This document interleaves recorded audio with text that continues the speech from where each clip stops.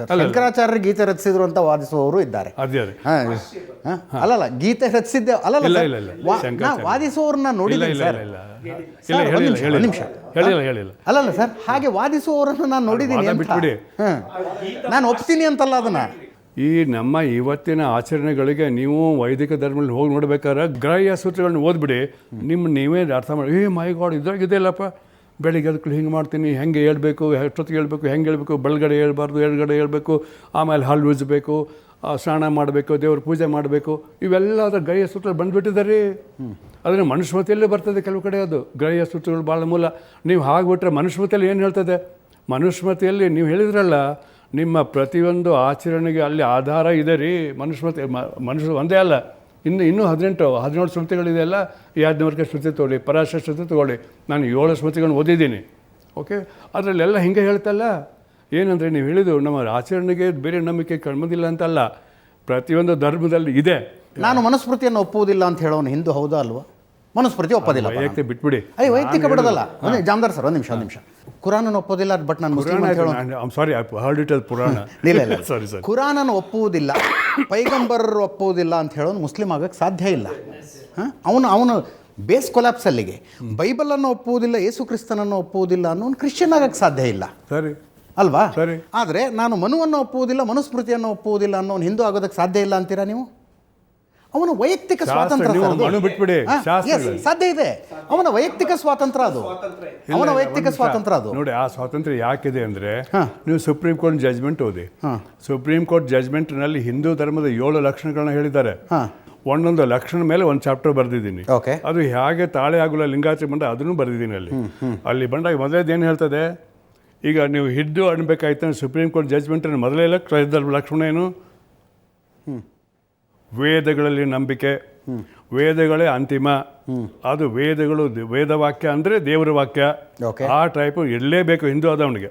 ಮೊದಲೇ ಲಕ್ಷಣ ನಾನು ಹೇಳ್ದಲ್ಲ, ಸುಪ್ರೀಂ ಕೋರ್ಟ್ ಹೇಳಿದ್ದು. P Gajendra cut chief justice ಇದ್ದಾಗ 4 ಜಡ್ಜ್ಗಳು ಮಾಡಿದ್ದಾರೆ ಅದನ್ನ. ಮೊದಲೇ ಲಕ್ಷಣ.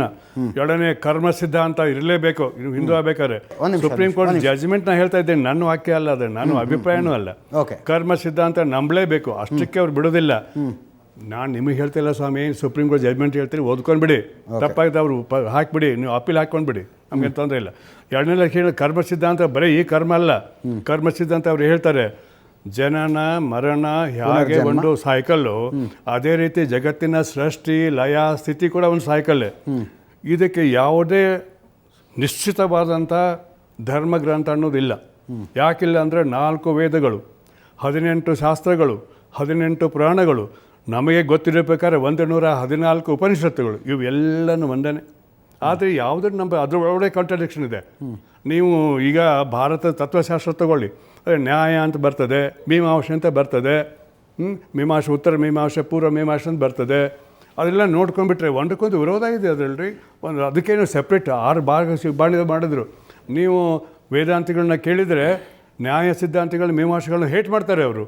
ಆದರೆ ಅದು ಹಿಂದೂ ಧರ್ಮನೇ.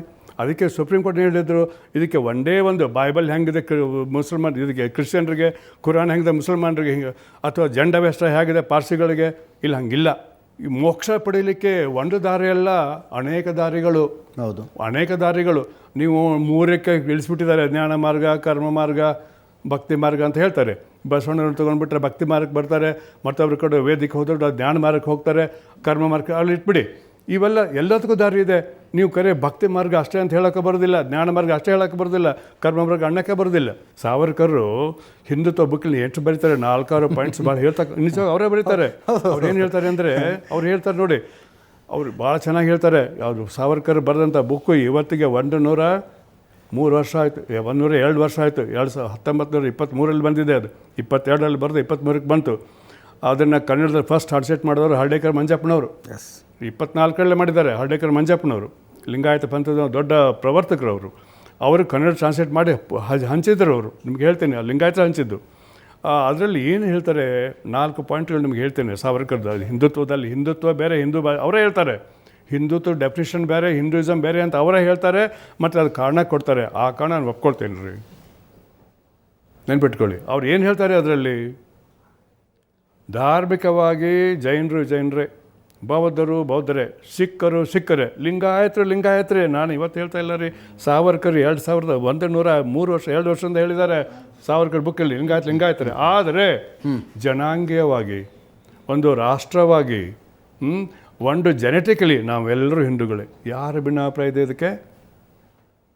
ಜನಾಂಗೀಯವಾಗಿ ಒಂದು ರೇಸ್, ಹೌದು ನಮ್ಮಲ್ಲೆಲ್ಲ ಅದೇ ರೇಸ್ ಇದೆ. ರಾಷ್ಟ್ರವಾಗಿ, ಹೌದು ನಾವು ರಾಷ್ಟ್ರವಾಗಿ, ಹೌದು. ಓಕೆ, ಧಾರ್ಮಿಕವಾಗಿ ಅಲ್ಲ, ಒಂದು ರಾಷ್ಟ್ರವಾಗಿ, ಒಂದು ಜನಾಂಗವಾಗಿ ನಾವು ಹಿಂದೂಗಳೇ. ಅದಕ್ಕೆ ಅವ್ರು ಏನು ಡೆಫಿನೇಷನ್ ಕೊಟ್ಟರು? ಯಾರ ಪುಣ್ಯಭೂಮಿ, ಯಾರ ಜನ್ಮಭೂಮಿ ಇಲ್ಲಿದೆಯೋ ಅದು ಭಾರತೀಯ ಅಂತ ಹೇಳಿದ್ರು. ಇದಕ್ಕೋಸ್ಕರ ಹೇಳಿದ್ರು ಅವರು. ಅವಾಗ ಏನಾಗ್ಬಿಡ್ತು, ನಿಮ್ಮ ಈ ಸಿಖ್ರು, ಜೈನರು, ಮುಸಲ್ಮಾನರು, ಪಾರ್ಸಿಗಳು, ಕ್ರಿಶ್ಚಿಯನ್ರು ಹೊರಗೆ ಹೋಗ್ಬಿಟ್ರು. ಯಾಕೆ? ಪುಣ್ಯಭೂಮಿ ಬೇರೆ ಕಡೆ ಇದೆ ಅವ್ರದ್ದು. ಅವ್ರು ಹೇಳಿದ್ರು ಇದಕ್ಕೆ, ಇದು ಹಿಂದುತ್ವ ಅನ್ನೋದು ಬೇರೆ ತತ್ವ, ಹಿಂದೂಯಿಸಮ್ಗೆ ಈಕ್ವಲ್ ಮಾಡಬಾರ್ದು ಅಂತ ಅವ್ರು ಹೇಳ್ತಾರೆ. ಆ ಅರ್ಥದಲ್ಲಿ ಅವನು ಹೇಳ್ತಾರೆ, ನೀವು ಕೆಲವೊಂದು ಕೇಳ್ತೀರಿ, ನೀವು ಹಿಂದೂ ಧರ್ಮ ಯಾಕೆ ಹೊಡಿತಾ ಇದ್ದೀರಿ? ನಾವು ಎಲ್ಲಿ ಹೊಡಿತಿದ್ದೇವೆ ಸ್ವಾಮಿ? ಈ 3 ಅರ್ಥದಲ್ಲಿ ನಾವು ಹಿಂದೂಗಳು ಅಲ್ಲ ಅಂತ ಯಾವನು ಹೇಳಿದ್ದಾನೆ? ನಾನು ಇವತ್ತು ಸಾರ್ವಜನಿಕ ಹೇಳ್ತಾ ಇದ್ದೀನಿ, ಭೌಗೋಳಿಕವಾಗಿ, ರಾಷ್ಟ್ರೀಯತೆ ದೃಷ್ಟಿಯಿಂದ ಮತ್ತು ಒಬ್ಬ ಜನಾಂಗೀಯ ದೃಷ್ಟಿಯಿಂದ ಈ ದೇಶ ಹುಟ್ಟು ಇನ್ಕ್ಲೂಡಿಂಗ್ ಎಲ್ಲರೂ ಹಿಂದೂಗಳೇ. ಅದ್ರಾಗ ಯಾವ ತತ್ವ ಡಿಫ್ರೆನ್ಸ್ ಇಲ್ಲ. ಹಿಂದುತ್ವದಲ್ಲಿ ಅದು ಹೇಳಿದ್ದಾರೆ, ಅದನ್ನು ಸಾವರ್ಕರೇ ಹೇಳಿದ್ದಾರೆ. ಓಕೆ, ಲಿಂಗಾಯತರ ಬಗ್ಗೆನೇ ಹೇಳಿದ್ದಾರೆ. ಇದು ಹೊಸ ನಾನು ಸೇರಿಸ್ತಾ ಇಲ್ಲ, ಬುಕ್ಕನ್ನು ತೆಗೆದುಬಿಡಿ ಅಂತ 8 ಚಾಪ್ಟರ್ಗಳು ಬಂದಿದೆ, ಅವ್ರದ್ದು 8 ಕಡೆ ಬಂದಿದೆ. ಅದನ್ನು ಮಾಡಿಕೊಂಡು ನಾನು ಈ ಯಾವುದದು ಒಂದು ಜನ ಬರ್ತಾರೆ ಸಮಾಜ ಬುಕ್ಕಿಯಲ್ಲಿ ದೊಡ್ಡ ಆರ್ಟಿಕಲೇ ಬರೆದೆ. ಅದಕ್ಕೆ ಒಳ್ಳೊಳ್ಳೆ ಕಮೆಂಟ್ ಬಂದವ್ರಿ. ಬರೆದವರೆಲ್ಲ RSS BJP ಬರ್ತಾರೆ ಕಾಮೆಂಟ್. ಅದನ್ನು ಇವು ಅರ್ಥ ಮಾಡ್ಕೊಳ್ಳೋರು ಏನು ಮಾತಾಡೋ ಅಪಾರ್ಥ ಕಲ್ಪಿಸೋ ಅಗತ್ಯ ಇಲ್ಲ ಅದಕ್ಕೆ.